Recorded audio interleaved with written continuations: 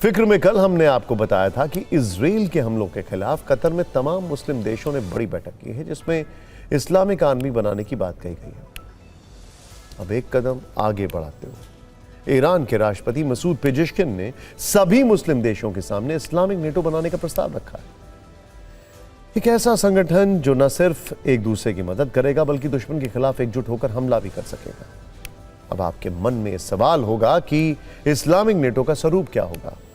इस स्वरूप के समझने के लिए आपको इन 57 मुस्लिम देशों की साझा ताकत को समझना होगा। दरअसल दुनिया के 57 मुस्लिम देश इजराइल के खिलाफ इस संगठन को बनाने पर विचार कर रहे हैं। अगर इन सभी देशों की जनसंख्या मिलाकर देखी जाए तो 2 अरब 10 करोड़ आबादी होती है। वहीं इन सभी देशों की जीडीपी करीब $9 ट्रिलियन और इस्लामिक आर्मी बनाने का सपना देख रहे मुस्लिम देशों का रक्षा बजट भी करीब $232 बिलियन के करीब। अगर इन सभी देशों की सेनाओं को मिला दिया जाए तो 1 करोड़ 70 लाख सैनिकों की फौज खड़ी हो जाएगी।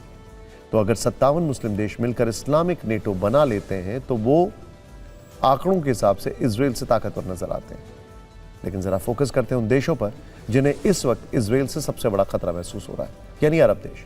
अरब लीग में खाड़ी के 22 देश शामिल और फिलहाल ये सभी देश इजराइल के बढ़ते प्रभाव को लेकर सबसे ज्यादा चिंतित हैं। इन देशों की जनसंख्या 47 करोड़ है, जबकि इजराइल की आबादी 95 लाख है। अरब देशों की जीडीपी $3.5 ट्रिलियन है, जबकि इजराइल की जीडीपी $574 बिलियन। रक्षा बजट की बात करें तो अरब लीग के 22 देश का कुल रक्षा बजट $165 बिलियन है, जबकि अकेले इजराइल का रक्षा बजट $46.5 बिलियन है। वहीं सैनिकों की संख्या के मामले में अरब देश भारी नजर आते हैं। इनके सैनिकों की संख्या 25 लाख है, जबकि इजराइल के पास 1,70,000 सैनिक है। अब तक के आंकड़ों को देखकर आपको लग रहा होगा कि अरब देश इजराइल से ज्यादा ताकतवर, लेकिन जमीनी हकीकत इससे अलग है। और एक इंटरेस्टिंग बात आपको बताया,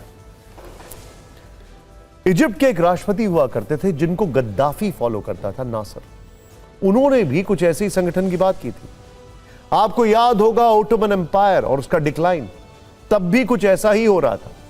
आपको याद होगा गद्दाफी जिसने लीबिया का राष्ट्रपति, जिसने कहा था कि हमें एक ऐसा संगठन बनाना चाहिए। कहा यह जाता है, एक्सपर्ट्स ये कहते हैं कि जितना भी वेस्टर्न इन्फ्लुएंस है वो कभी भी ऐसा संगठन बनने ही नहीं देगा, क्योंकि इससे उसका अपना इंटरेस्ट डिफीट हो जाता है। आंकड़ों में भले ही इजराइल छोटा दिखे, लेकिन उसकी रणनीतिक और आक्रामक जो स्ट्रैटेजी रही है उसके आगे अरब देशों का टिकना मुश्किल है, ऐसा कहा जाता है। अपने इसी मंसूबे की बदौलत सारी चेतावनियों को दरकिनार करते हुए उसने सीधे कतर की राजधानी दोहा पर हमला कर दिया। अब सवाल है कि आखिर ऐसी कौन सी ताकत है जो इजराइल को इतना आत्मविश्वास देती है, तो वो समझिए। क्योंकि अभी नेतन्याहू ने कहा है कि वो आगे भी हमास के लीडर्स को मारने के लिए किसी दूसरे मुल्क में हमला करने के बारे में नहीं सोचेंगे। देखिए, अरब लीग के 22 देशों के पास कुल 2500 फाइटर जेट है, जबकि इजराइल के पास 600 फाइटर जेट है। अरब देशों के पास 500 नेवी वॉरशिप हैं, जबकि इजराइल के पास 60 जंगी जहाज हैं। अमेरिका की मदद से अरब देशों के पास पेट्रियट थर्ड और S-300 एयर डिफेंस सिस्टम है, जबकि इजराइल आयरन डोम और एरो 3 से लैस है। अब सबसे अहम बात, किसी भी अरब देश के पास परमाणु हथियार नहीं है, जबकि सीपरी की रिपोर्ट बताती है इजराइल के पास 90 परमाणु हथियार हैं। और यही परमाणु हथियार इजराइल के तमाम इस्लामिक देशों से ज्यादा ताकतवर बनाते हैं। हालांकि सभी इस्लामिक देशों का एक साथ आना इतना आसान भी नहीं, उनके सामने बहुत सारी चुनौतियां हैं। पहली चुनौती इस्लामिक देशों में ताकत और प्रभाव की आपसी जंग। हर देश खुद को लीडर मानता है, कोई किसी के नेतृत्व में नहीं आना चाहता है। दूसरा चुनौती है सऊदी अरब और ईरान में मतभेद। तीसरी चुनौती है शिया और सुन्नी की लड़ाई। चौथी चुनौती है पिछले कुछ वर्षों में इजराइल के साथ कुछ मुस्लिम देशों के संबंध अच्छे हुए हैं। यूएई, बहरीन, मोरक्को जैसे देशों ने इजराइल से हाथ मिला लिया है, तो क्या वो इजराइल से रिश्तों को तोड़ देंगे? और पांचवी चुनौती है कि कई अरब देश अपनी सुरक्षा के लिए अमेरिका पर निर्भर है और इजराइल को अमेरिका का खुला समर्थन हासिल है। सोचिए जरा, जब इजराइल ने ईरान पर हमला किया तो उसके फाइटर प्लेन्स कितने अरब देशों को क्रॉस करके गए? किसी ने नहीं रोका। सोचिए, मौजूदा हालात को देखकर यही लग रहा है कि फिलहाल इस्लामिक नेटो सिर्फ एक विचार, जिसकी जमीन अभी बहुत कमजोर है।